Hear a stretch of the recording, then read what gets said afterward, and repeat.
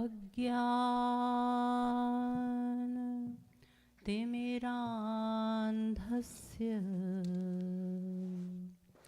ज्ञानाञ्जन शलाकया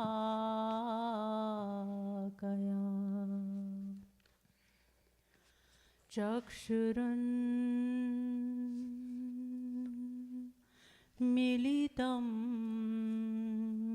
येन तस्मै श्री गुरवे नमः। वंशी विभूषितकरा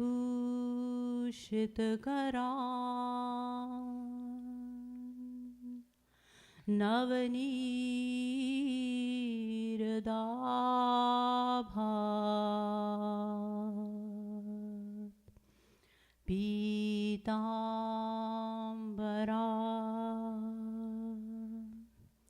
दरुणबिम्बफलाधरोष्ठात् पूर्णेन्दुसुन्दरमुखा दरविन्द नेत्रा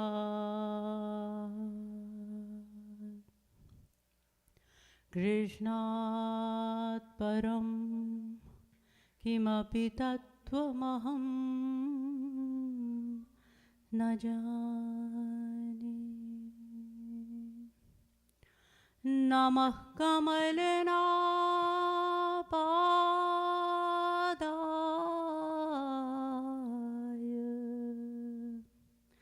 नमः कमलमालिने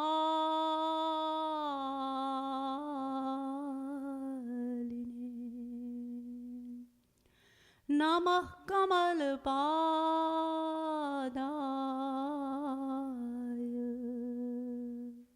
नमस्ते कमलेक्षणं यो ब्रह्माणं विदधाति पूर्वं यो वै वेदांश्च प्रहिणोति तस्मै तद्ग्वं ह देवमात्मबुद्धिप्रकाशं मुमुक्षुर्वै शरणमहं प्रपद्ये।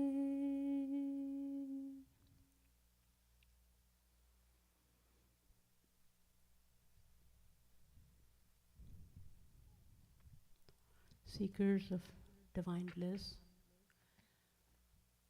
let us first chant a beautiful bhajan which describes a leela which I will elaborate on later on.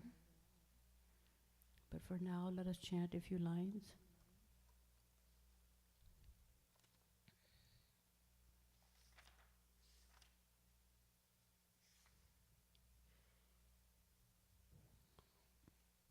Page number 79, book number 1.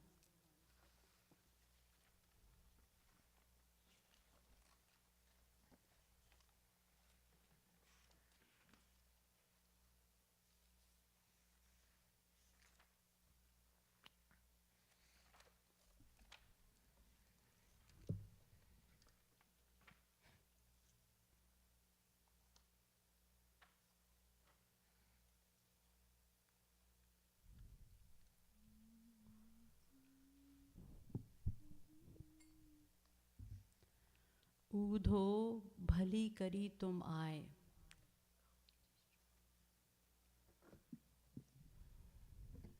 This is a leela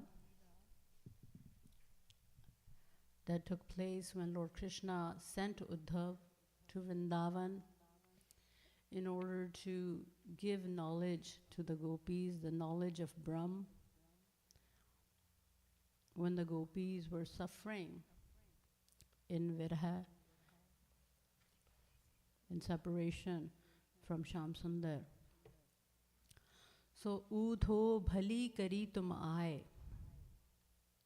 The gopis say to Uddhav, Uddhav, you did the right thing by coming here. You did well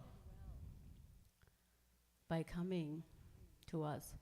यह ब्रज एक जादू की नगरी, ज्ञानी हूँ ज्ञान गंवाए.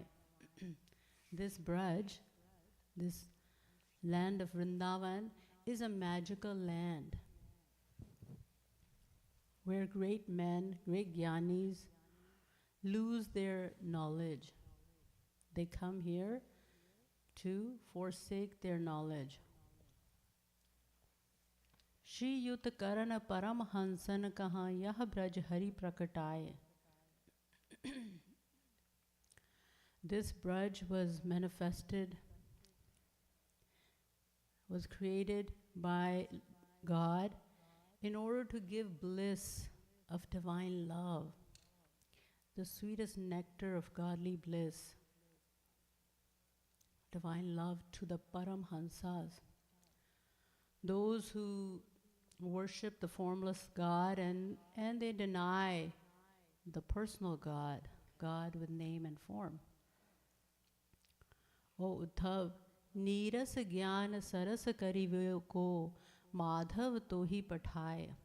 Our beloved Shyam Sundar, Madhav, has sent you here to us so that your dry knowledge, your knowledge of Brahm, may be filled with the sweet nectar, with the divine love, in other words, of Shri Krishna. Yogi Raj Shambhu Sanakadik Je Aaye Bauraye. The gopis go on to say, O Uddhav, even Shankar, the Lord of the yogis and the jnanis, and even great jnanis such as the self-satisfied, self-contented souls such as Sanak, they also came to Braj and they became intoxicated in love for Shri Krishna. They became mad in Shri Krishna's love. Vachana Kripalu Gudh Suni Udho Budhe Thaha na paye. Shri Maharaj says, Saint Poet Jagat Guru Uttam Shri Kripalu Mahaprabhu, the poet of this bhajan, says, hearing these deeply meaningful words from the gopis, Uddhav drowned so deeply in the ocean of divine love that he could never surface again. He could never go back to the formless Brahm, the needless Brahm.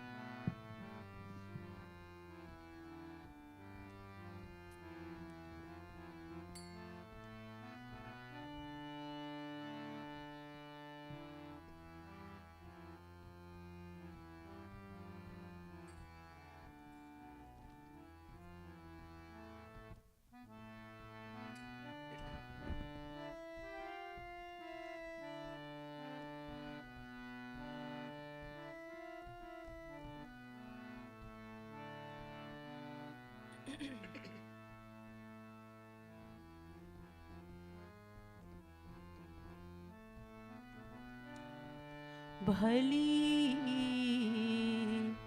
भली करी तुम आय उधो भली करी तुम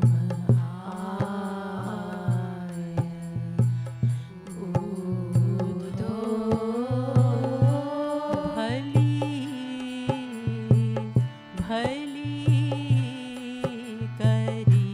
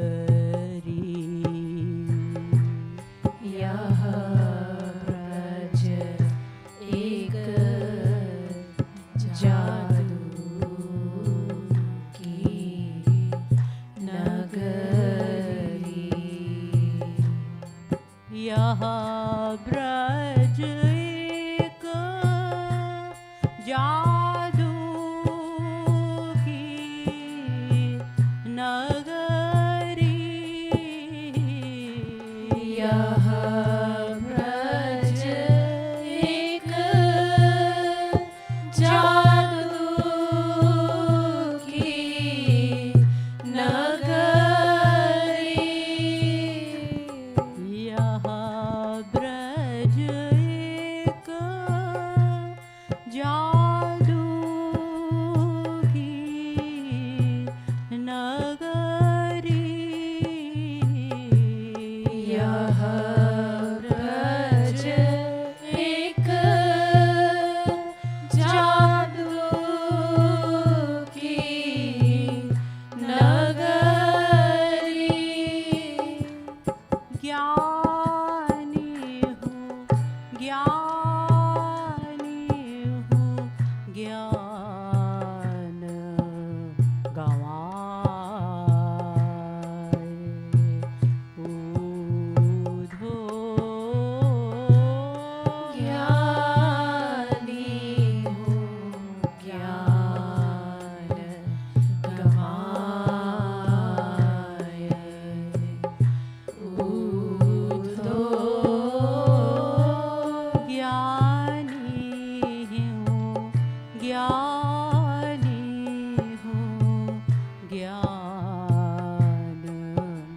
गमाए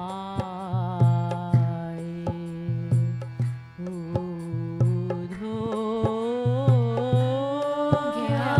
ज्ञानी हूँ ज्ञान गवाए ऊधो, भली करी तुम आए ऊधो, भली करी तुम आए ऊधो,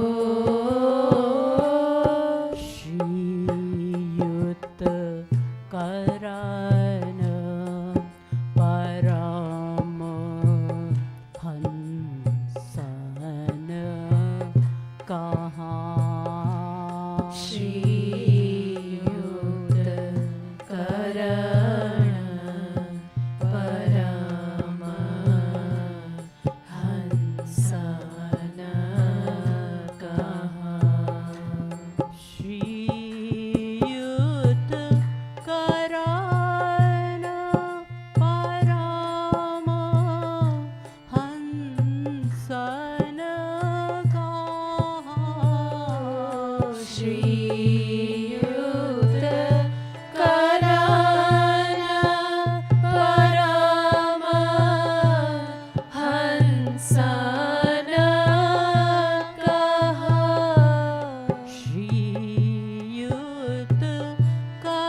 करन परम हंसन कहाँ, श्रीयुत करण परम हंसन कहाँ, यह Braj Hari प्रकटाए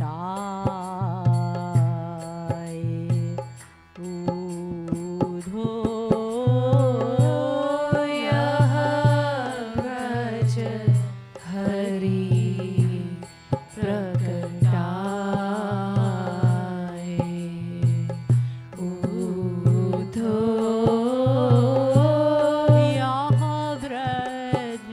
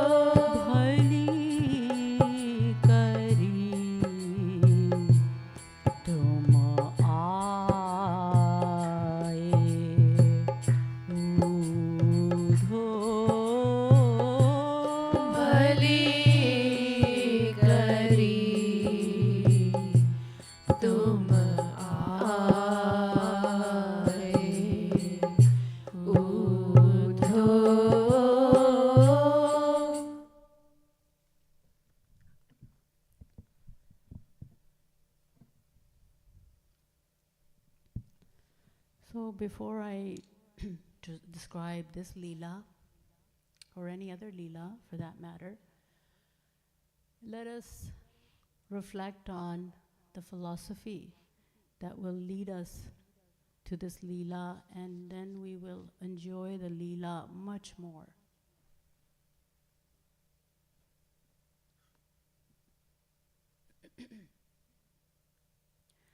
First of all, as you all know, the scriptures tell us that there are 3 ways to know Him, to attain God. And they are the path of action, Karma Yoga, the path of knowledge, Gyan Yoga, and the path of devotion, Bhakti Yoga. As the Devi Bhagavad Puran states, Margastrayo me vikhyata moksha praptau nagadhip karma yogo jnana yogo bhakti yogascha sattama. So let us first take a look at Karma Yoga, the path of action. What do the Vedas have to say about this path in a nutshell? The Bhagavad states, Dharmo madbhakti krit proktaha. Only actions performed in a devotional spirit to God can lead us Godwards. All other actions, no matter how pious, no matter how virtuous they are, they can only offer us heavenly gratification, heavenly pleasures. So, as you know, heavenly pleasures are temporary and limited. They cannot put an end to the suffering of the cycle of birth and death.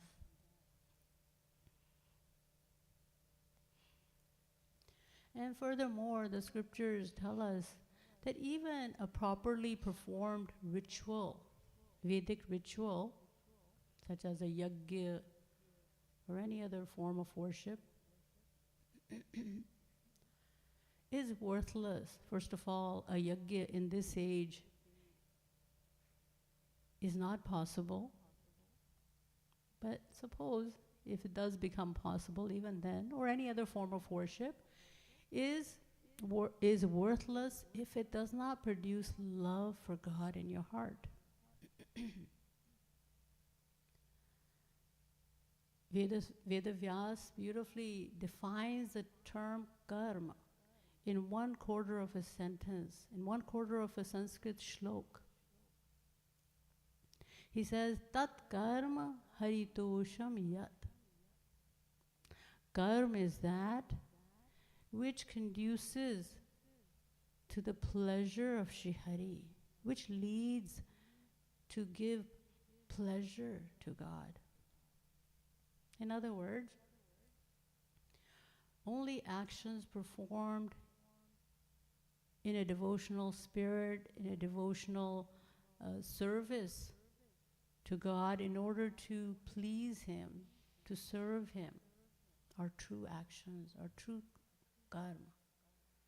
On the other hand, other actions, though they may be performed with a strict observance of rules, Vedic rules and regulations, are useless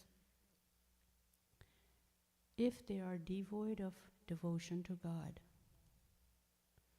So in conclusion, the scriptures tell us that the path of karma is effective, is fruitful in the process of God realization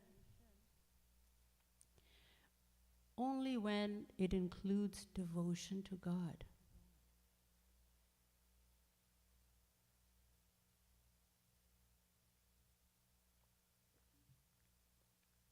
Now let us take a look at the other 2 paths and differentiate between the 2, the path of knowledge and the path of devotion, Jnana Yoga and Karma Yoga. First of all, The scriptures and saints tell us that it is extremely difficult to qualify for the path of knowledge, Gyan Yoga. They tell us that only one who has conquered the mind, who has complete control over his senses and mind already, and one who is already completely purified, and one who is completely detached from the world, qualifies for the path of Gyan Yoga. And these are the words of Adi Jagat Guru Shankaracharya himself, the leader of the Gyanis, the leader of the non-dualists. He admits, Murtam Chaiva Murtam Dveva Brahmano Rupe Ityupanishatayorva Dvau Bhaktau Bhagavadupadeshtau Kleshada Kleshadva Mukti Syade Tayor Madhye. He says that God is both with as well as without form. There is a sakar form of God, God with name, form, attributes. And then there's also the nirakar form, the formless God, God without name, God as Brahma. So God is with as well as without form. So say the Vedas and Shastras. Both give liberation, but one with great difficulty and the other with great ease.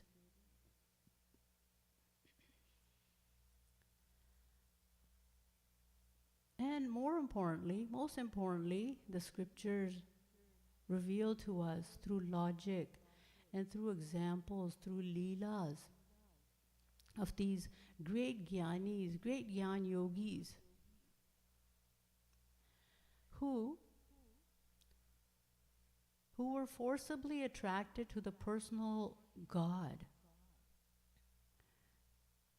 That is, although having attained the impersonal Brahm, these great jnanis were forcibly attracted to the personal God, that is, God with name and form. That is to say, God as Lord Krishna, Lord Ram, Lord Mahavishnu, and so on. So, although God is one, there's a unique bliss experienced in the personal God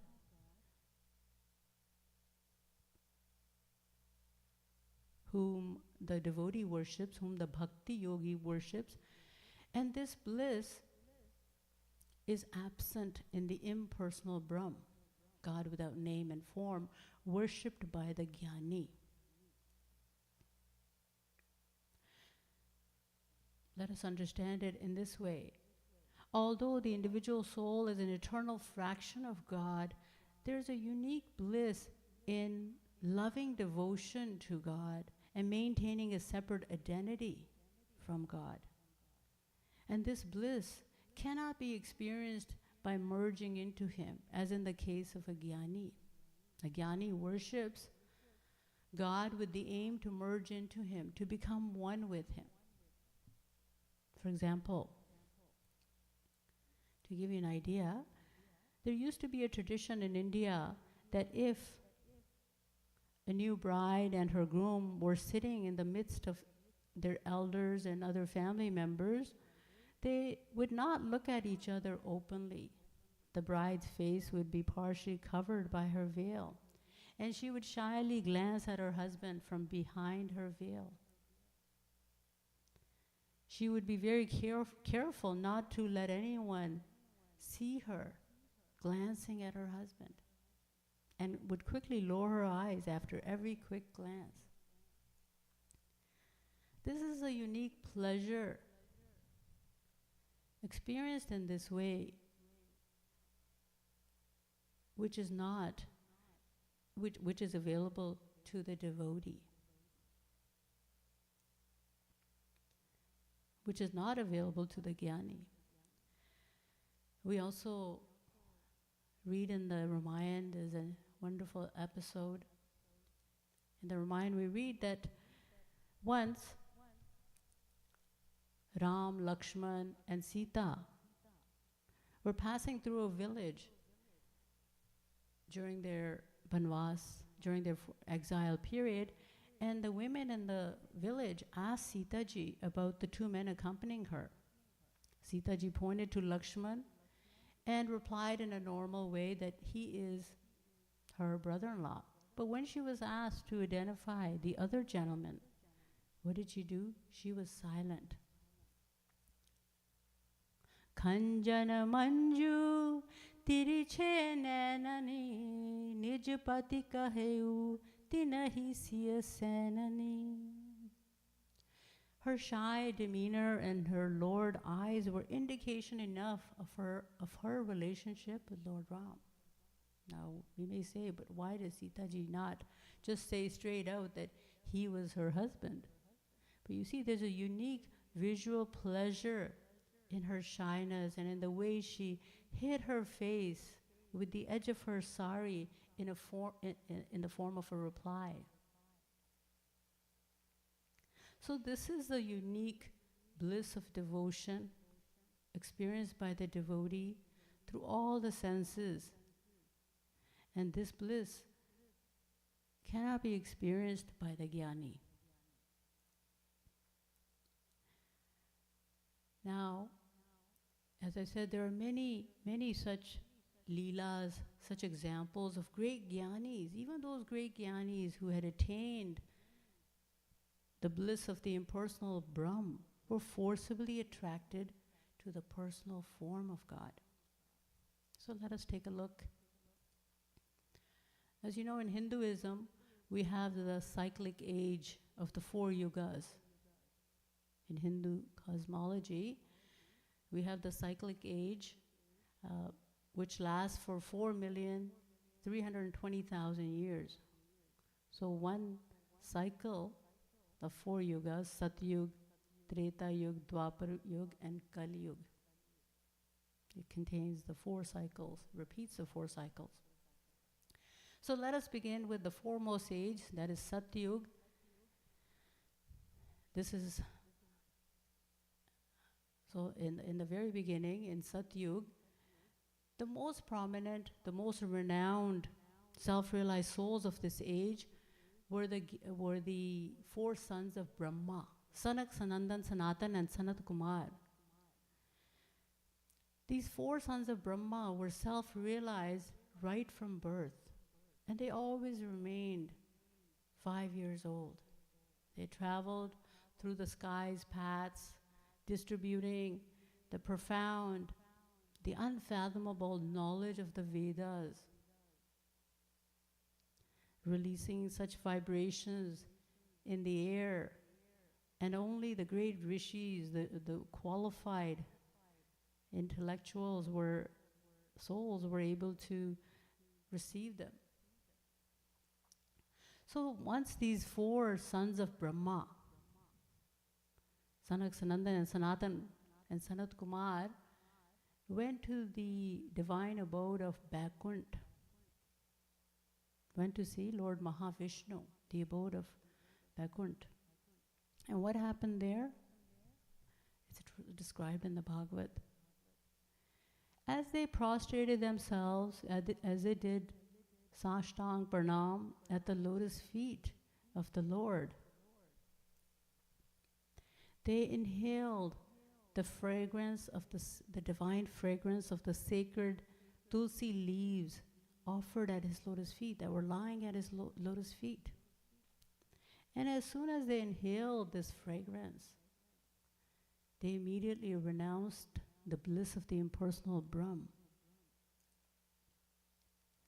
Such was the attraction of the personal God that these leaders of the self-realized souls began to shed tears of ecstasy, and they begged God for a boon. They said to God, "Let us by all means be born in the most hellish regions, but on one condition. On the condition that our mind may take constant delight in revolving around your lotus feet, inhaling this divine fragrance of your lotus feet. Just like a bee buzzes around flowers to taste its nectar. And let us, by all means, be born in the most infernal regions, but granted that our mind may take constant loving remembrance of your lotus feet. May our tongue always chant your holy name. May our ears be always filled with the sweet nectar of listening to your divine qualities.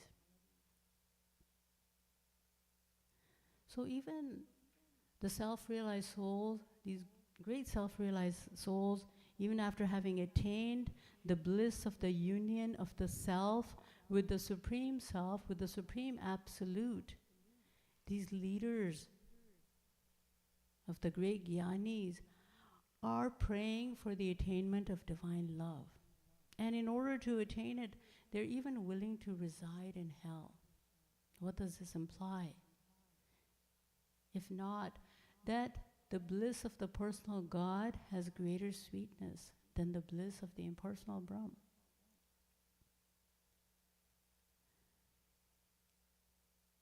Next, let us take a look at, let us go into Dwapar Yuga. Or before we go into Dwapar Yuga, let us go into Treta Yuga. In Treta Yuga, we find the example of Janak, King Janak, the king of Mithila and the father of Sita ji herself. King Janak had been given the title of Videha. Videha means one who is oblivious, who's unaware of his physical presence, his physical body.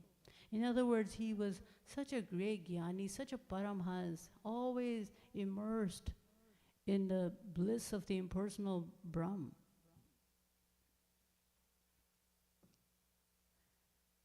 That he was oblivious. He was given the title of Videha Janak.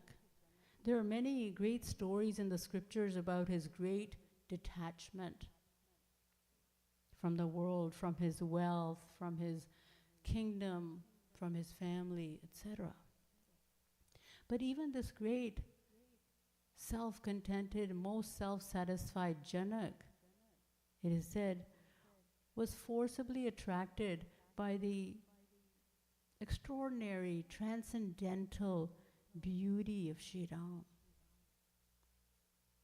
How did that happen? Once, the great sage, the story goes like this. Once the great sage, Vishwamitra, came with Ram and Lakshman to meet Janak. As soon as Janak saw the two brothers, he found himself so attracted by them that he started staring at them. He started looking at them without blinking. He became so immersed, so absorbed in their beauty. And finally, catching a hold of himself, he asked Vishwamitra, Kahu nath sundar do balak, muni kul tilak, ki nirpa kul palak. Tell me, my Lord. He said, who are these two boys? There's so much attraction in them. Do they belong to a family of sages?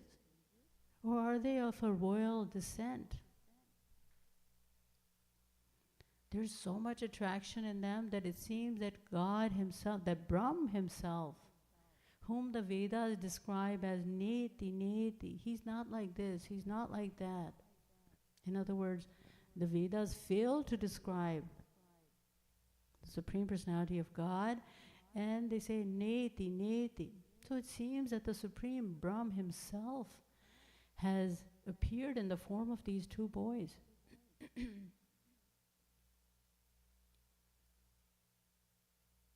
In answer, Janakji says, he himself replies, he says, why? Because inahi vilokat ati anuraga barbas brahma sukhahi man tyaga. He said that the bliss of the Supreme Brahm has paled. It has automatically forsaken me. I did not renounce it. It has renounced me. In other words, the bliss of the Supreme Brahm has become pale in comparison to the supreme bliss I'm experiencing now, looking at the all-attractive form of Shri Ram.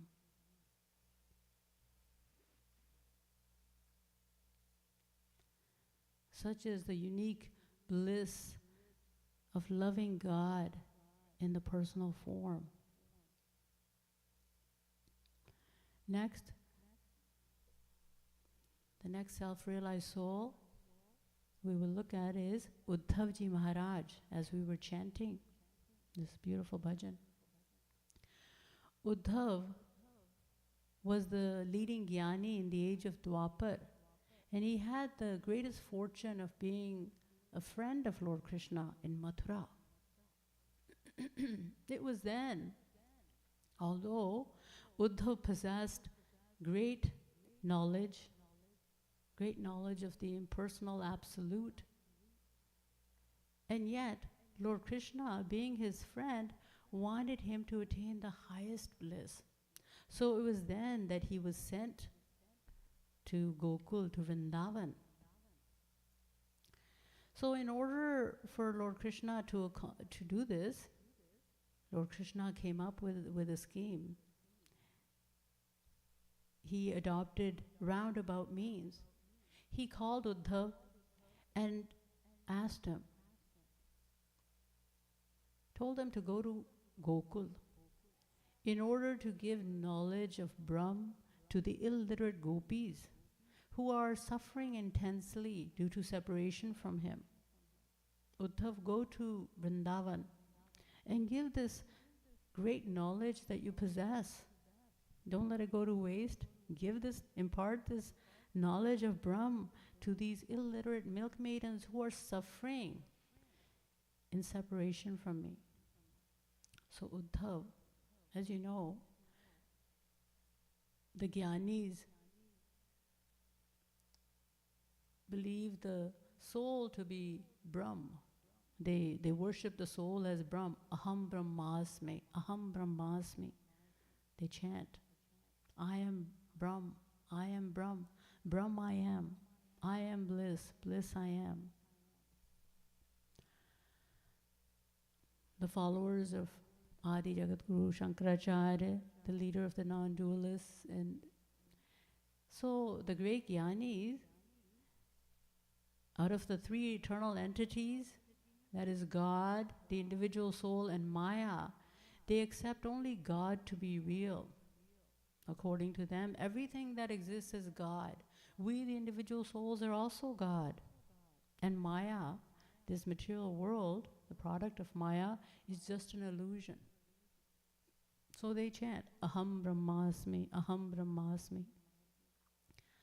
So Uddhav went to Gokul and to teach the gopis that they themselves are Brahm. And as such, who are they grieving for? Why are they grieving? They should not be grieving at all, because Aham Brahma, they themselves are Brahm, and as such, who are they separated from? No one. But to Uddhav's great surprise, these gopis whom he had thought to be illiterate, ignorant villagers turned out to be the greatest of intellectuals. Why? Because the logical arguments they offered against his theory of non-dualism left Uddhav speechless. He became silent. They told Uddhav, first of all, that they have only one mind. They have only one mind. And they've already given that mind to Shyam Sundar. They've already surrendered that mind to Lord Krishna. So they don't have any mind to meditate on the impersonal absolute, etc. If they had two minds, they could do that. So that was the one point. And then the gopis sang. They explained. Sham tan, sham man, sham hi hamaro dhan. Aatho yam udho hame sham hi so kaam hai. Sham hi ye sham tiye sham binu nahi jiye. Aandhe ki sila kari aadhar sham naam hai. Sham gyan, sham dhyan, sham hi hamaro pran. Sham sham ratat sakal braj dham hai. Udho tum bhay bore, patile aaye dore. Yog kahan rakhe yahan, rom rom sham hai. So they told Uddhav that his formless absolute has no place in their world, where all was Krishna. And Shri Krishna was everything. Jit dekhu tit shamamayi hai.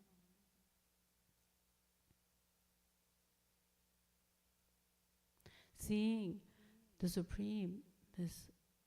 supreme selfless love of the gopis crushed Uddhav's great pride of knowledge.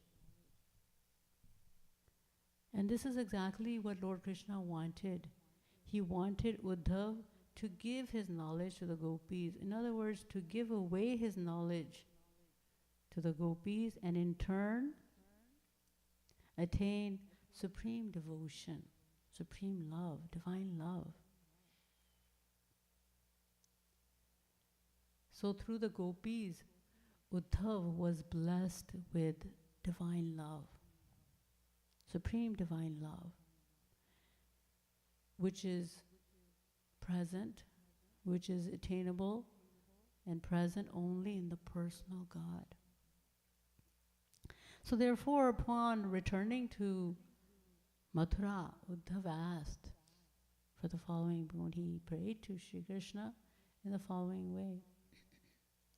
Asamaho charan renu jushamahhansyam vrindavane kimapi gulmal taushadhinam yadustyajam swajanamar yapatham chahitva bhejur mukunda padavim Shruti vimrikyam.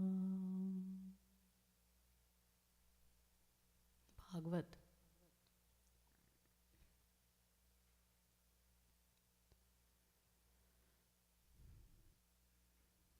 Uddhavji said, how fortunate I would be to become a shrub, a tree, a plant, a creeper in the land of Vrindavan, in the holy land of Braj, so that I may be covered by the holy foot dust of the gopis. These gopis who have severed all worldly attachments and who have attained, for the sake of Shri Krishna, and who have attained the highest state of divine love, Mahabhav Bhakti, which is unattainable even by the Vedas. Next, let us go to Vedavyas himself, the descension of God, a partial manifestation of the Supreme Lord.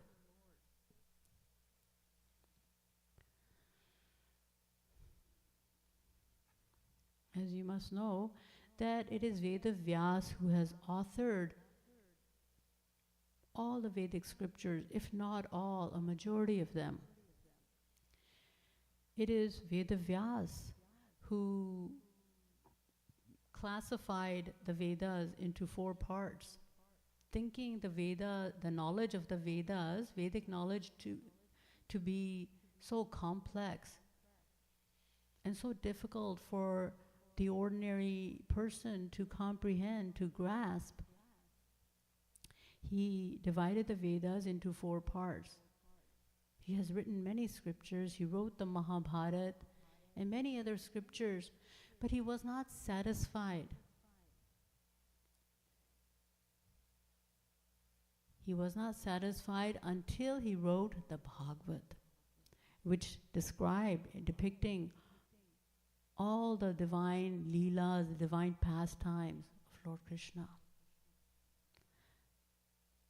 Such is the bliss of the leelas, the divine pastimes of Shri Krishna, God in the personal form. And coming down from Veda Vyas, we have Shukdev Paramhans himself, the narrator of the Bhagavatam, the son of Veda Vyas. Paramhans means, you all know, Paramhans means one who has attained complete union with the impersonal absolute and fully identifies with him. It means then that a Paramhans is one who does not see, hear, taste, touch, smell, think, or know anything but himself. He's absolutely absorbed in the Supreme Absolute.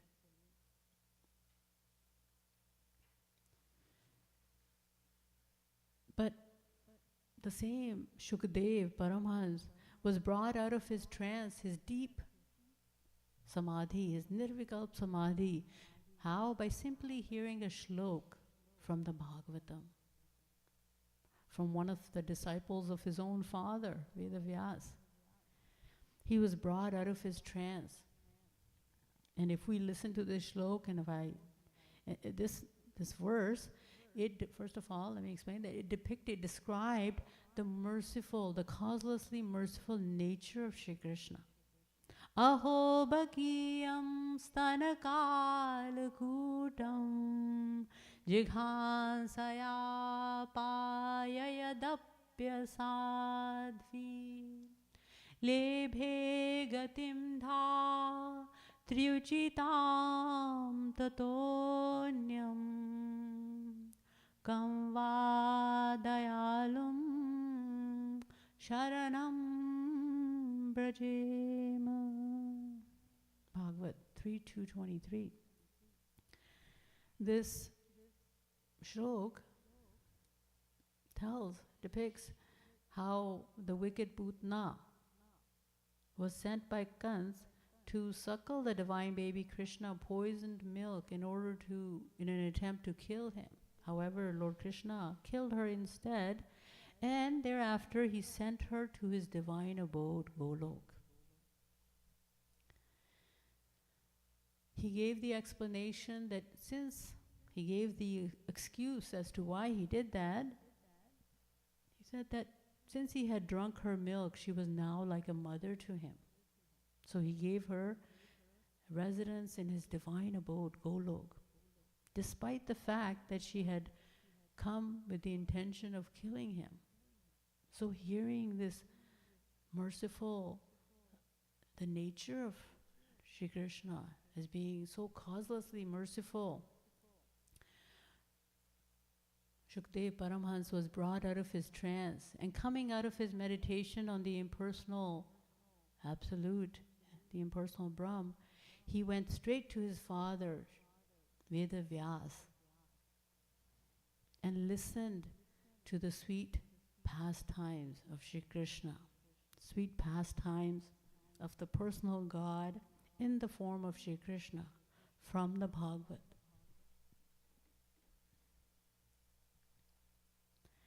And after listening to the leelas, all the leelas of Shri Krishna in the Bhagavad, he remarked, Sarva Vedanta Saram hi Shri Bhagavatamishyate Tadrasamrita Triptasya Nanyatriyasya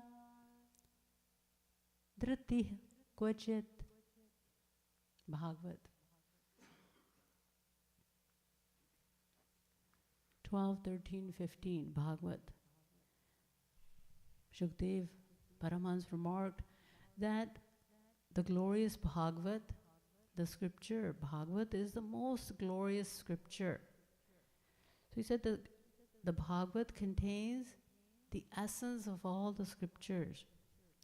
And one who has tasted its nectar can never be satisfied by any other scripture.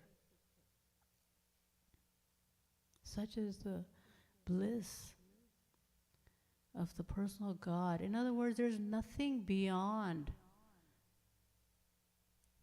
attaining the divine love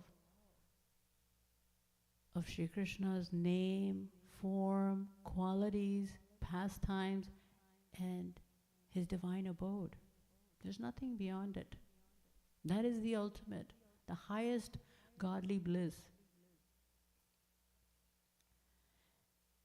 And that is why even great sages, even the most self-contented, self-satisfied sages who delight in meditating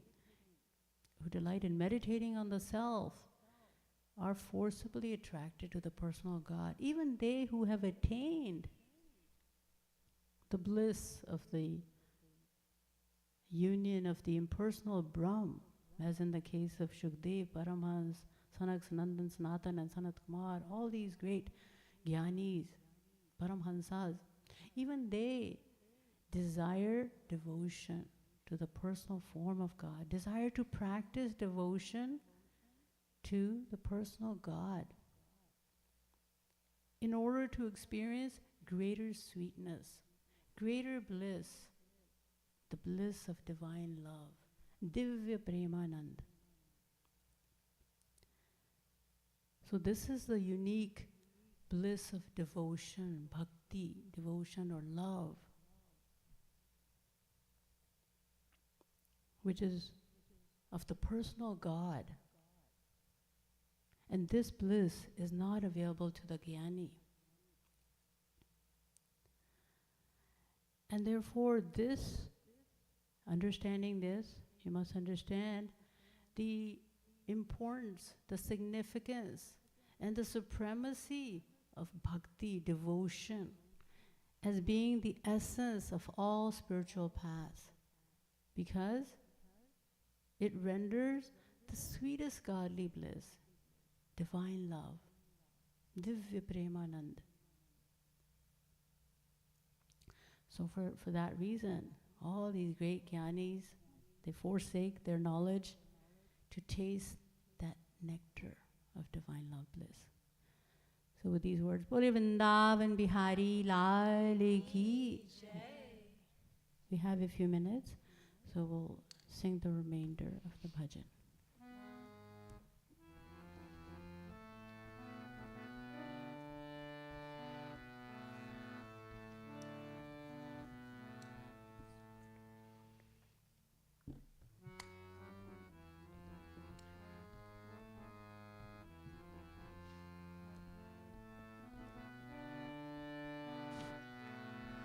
भली करी